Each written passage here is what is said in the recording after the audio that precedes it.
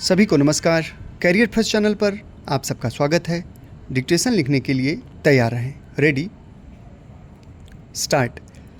महोदय, यह मानना कि उनको रोका नहीं जा सकता गलत है। इस महंगाई को रोकने के लिए कुछ विशेष कदम उठाने होंगे, कुछ विशेष काम करने होंगे। एक विशेष चीज़ जो इस बजट में आई है और जो घबराहट पैदा करने वाली है, यह है कि देश की पैदावार तो बढ़ रही है, देश का विकास तो हो रहा है, लेकिन इसके साथ ही साथ देश में बेकारी बढ़ रही है और ख़ास तौर पर पढ़े लिखे लोगों की बेकारी बढ़ रही है।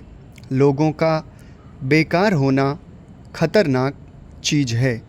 हमारी स्वतंत्रता के बाद शायद यह पहला अवसर है जब हमारी स्वतंत्रता के ऊपर एक आघात हुआ है और हम जिस प्रकार अपनी स्वतंत्रता की प्राप्ति के समय अपना सर्वस्व बलिदान करने के लिए तैयार थे, उसी प्रकार इस समय भी हमें तैयार होना होगा।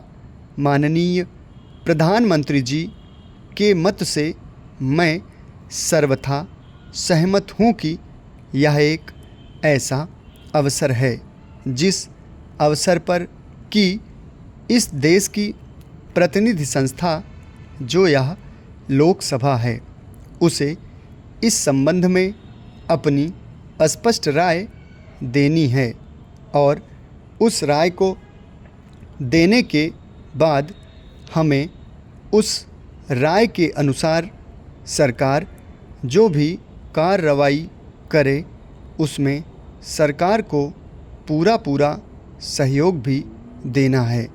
प्रजातंत्र में प्रजा के पूर्ण सहयोग के बिना काम नहीं चल सकता, चाहे वह कोई काम हो, छोटा काम हो या बड़ा काम हो। फिर यह तो हमारी स्वतंत्रता की रक्षा का प्रश्न है और ऐसे अवसर पर प्रजातंत्रवादी राष्ट्र को, उसकी सारी प्रजा को सरकार के साथ सहयोग के लिए तैयार रहना चाहिए। मैंने यह बात कई बार कही है और मैं फिर इसे दोहराना चाहता हूँ कि अनेक ऐसी बातें हैं जिनमें कि भिन्न भिन्न राजनीतिक दलों के होते हुए भी सब राजनीतिक दल मिलजुल कर काम कर सकते हैं। यह एक ठीक इसी प्रकार का अवसर है। मैं अपने प्रधानमंत्री जी की वैदेशिक नीति का बड़ा भारी समर्थक रहा हूँ और कल इस सदन में इस संबंध में जो बहस हुई उससे भी यह पूरा परिणाम निकाला जा सकता है कि जहाँ तक हमारी वैदेशिक नीति के सिद्धांतों का संबंध है, वहाँ तक इस सदन का कोई दल, इस सदन का कोई भी सदस्य उन सिद्धांतों के विरुद्ध नहीं है। कल मैंने बड़े ध्यान से अपने साम्यवादी दल के नेता का भाषण सुना। उन्होंने यह कहा कि मूल प्रश्न हमारी मूल नीति के समर्थन का है। समाप्त। धन्यवाद।